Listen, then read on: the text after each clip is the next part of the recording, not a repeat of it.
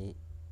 Perkenalkan, kami dari kelompok 9 ingin mempresentasikan hasil kerja kami, yaitu tentang materi angiospermae atau yang disebut dengan Liliopsida. Sebelum itu saya memperkenalkan saya dan teman saya yang sudah mengerjakan hasil kerja kami.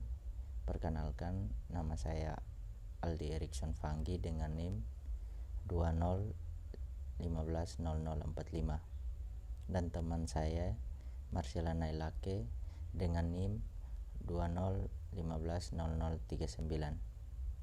Dengan demikian, materi pertama saya berikan kepada teman Marcela.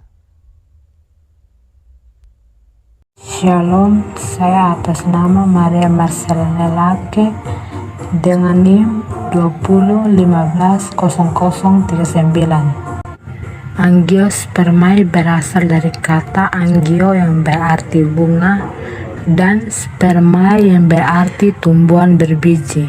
Angiospermae merupakan tumbuhan yang berbiji tertutup. Angiospermae adalah salah satu tumbuhan berbiji spermatofita selain tumbuhan berbiji terbuka gimnospermae. Angiospermae dapat dibedakan menjadi dua, yaitu dikotil dan monokotil. Dikotil adalah tumbuhan yang memiliki biji terbelah, sedangkan monokotil adalah tumbuhan yang memiliki biji tunggal. Secara umum, tumbuhan berbiji tertutup memiliki ciri yang sama dengan tumbuhan berbiji terbuka.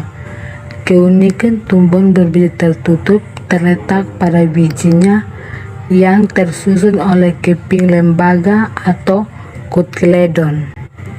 Keping lembaga pada tumbuhan berbiji tertutup berbentuk dua kelompok tumbuhan, yaitu tumbuhan berbiji tunggal dan tumbuhan berbiji berkeping dua. Teman-teman bisa lihat gambar yang tertera yang berikut.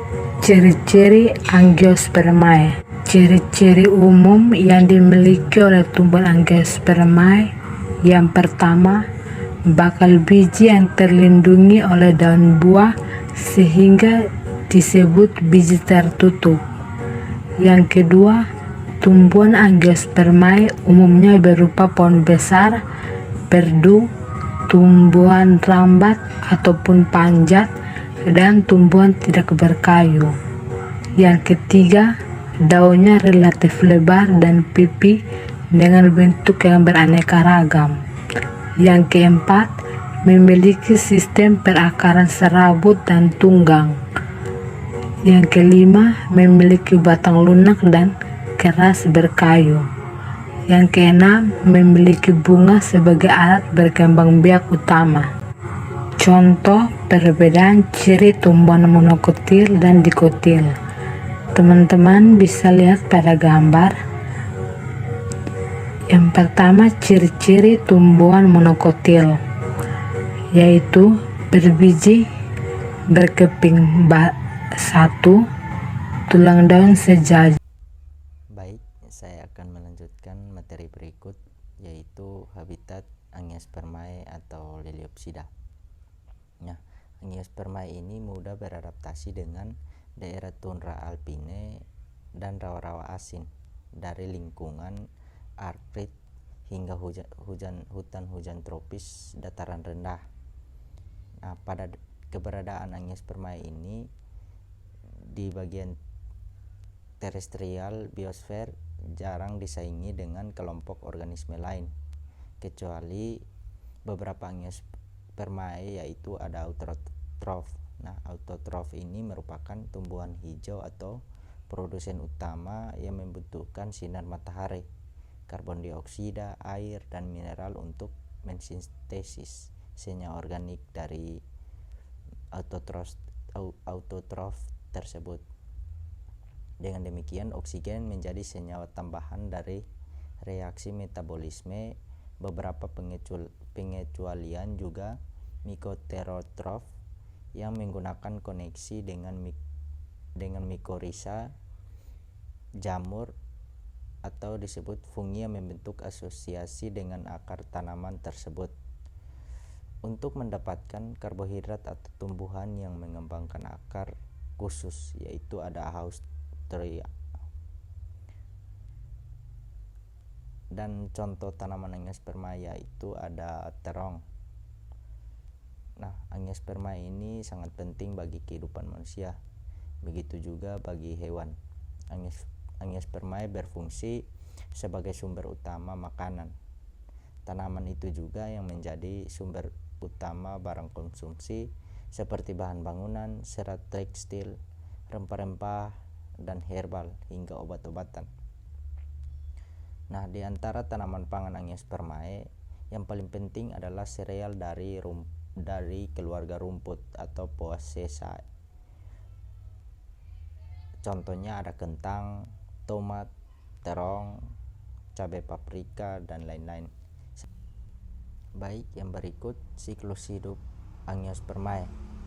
Pada gambar di atas, siklus hidup Angiospermae diawali dengan penyerbukan dan berakhir dengan pembentukan yang berisi biji yang berkecambah menjadi tanaman atau disebut dengan sporofit, baru sampai dewasa dan berbunga dan disebut dengan menyelesaikan satu siklus penuh. Bila terjadi penyerbukan, serbuk sari akan berkecambah menjadi bulu serbuk sari. Ada beberapa tahapan yang diuraikan dari siklus hidup Angiospermae, yaitu yang pertama ada tahap benang sari sampai terbentuknya sel sperma. Yang kedua ada tahap putik sampai terbentuknya sel telur. Yang ketiga ada tahap pembuahan sampai membentuk biji, sehingga yang terakhir biji yang terletak di tempat yang sesuai akan tumbuh menjadi tanaman atau sporofit baru. Dan siklus hidup Angiospermae ini akan terus berulang. Yang berikut manfaat Angiospermae dalam kehidupan manusia. Ada beberapa manfaat Angiospermae dalam kehidupan kita, yakni yang pertama sebagai sumber makanan, sumber yang mengandung karbohidrat, contoh tumbuhan padi. Ada sebagai sumber protein, contoh kacang hijau.